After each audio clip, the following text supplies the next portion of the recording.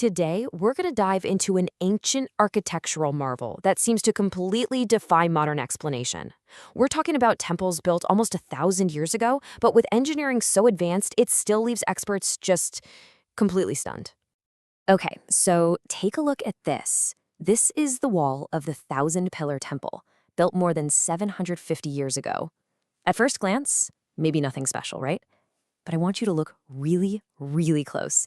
Do you see any joints, any gaps between the stone blocks? It looks like it was carved from one single, solid piece of rock. But it wasn't.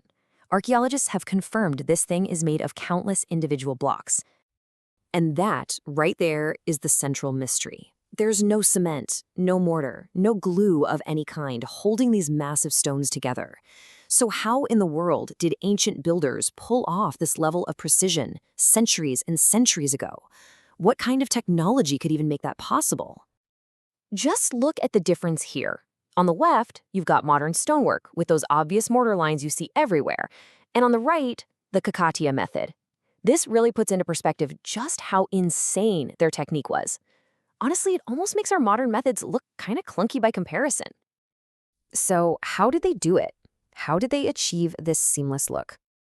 Let's start by digging into the mystery of the temple without joints, and even touch on some of the more out there ideas about how it was done.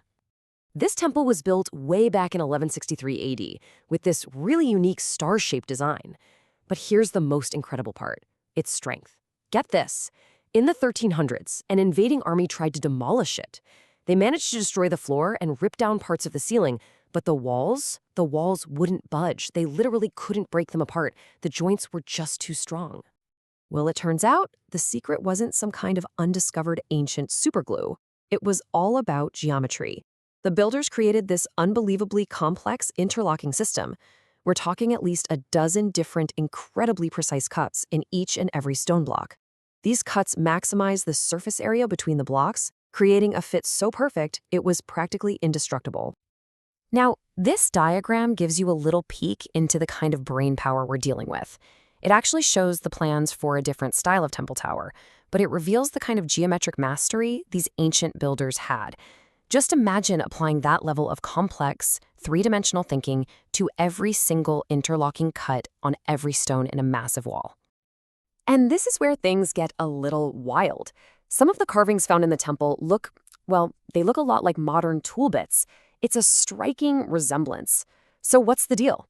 Could the ancient builders have had some kind of lost, advanced machinery to get this kind of precision? Or is this just a testament to an absolutely unbelievable level of skill with simpler tools? It's a cool thought, but let's see what the actual engineering tells us. Okay, before we uncover the rest of the science, we've got to meet the masterminds themselves. Let's get a little context on the Kakatiya Dynasty, the brilliant minds behind these architectural wonders. So the Kakatiyas were a major power in this region from about the 11th to the 14th centuries. King Rudradeva really got the ball rolling with the Thousand Pillar Temple. Then you had these other prominent rulers like Ganapati Deva and Queen Rudrama Devi, who carried on the tradition, building other masterpieces like the Ramappa Temple and Warangal Fort. This was a real golden age for art, culture, and some seriously next-level engineering. But believe it or not, the seamless walls are only part of the story. The true genius of Kakatiya engineering actually starts from the ground up, with a revolutionary technique they invented to make their temples earthquake-proof.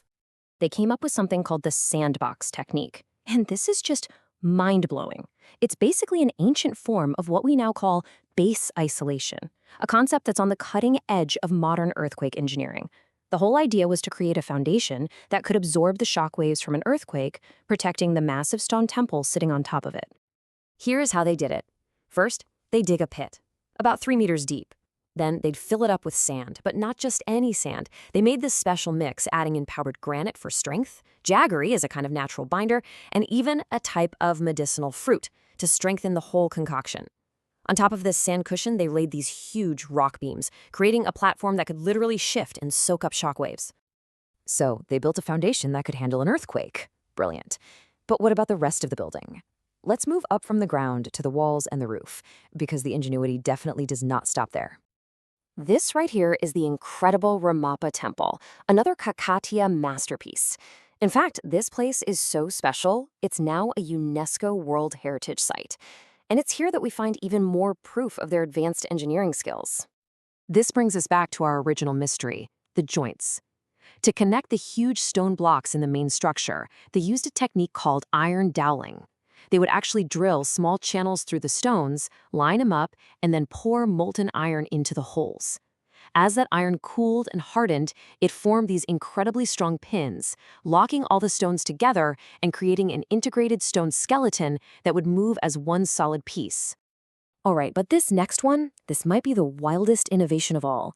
The bricks they used to build the temple's tower are so light they can actually float on water. No, I'm not kidding. The secret was mixing the clay with organic stuff like rice husks. When they fired the bricks in a kiln, the husks would just burn away, leaving behind all these tiny little air pockets. This created a spongy, porous brick that was super lightweight, which drastically reduced the overall weight on the temple's foundation. And you want to know the proof that all this works? The temple has been standing for over 700 years. It survived wars, invasions, and get this, a major earthquake back in the 17th century. And while there was some minor damage, its core structure, thanks to all this incredible engineering, was perfectly fine. So, when you put all of these pieces together, what you see is this amazing legacy of scientific thinking and masterful skill, all of it literally set in stone. Let's just quickly recap the key innovations. It all worked together as one big system. You had the sandbox foundation acting as a giant shock absorber, the iron doweling creating a unified skeleton so the joints wouldn't fail, the floating bricks on top reducing the weight, and that star-shaped platform spreading the load evenly.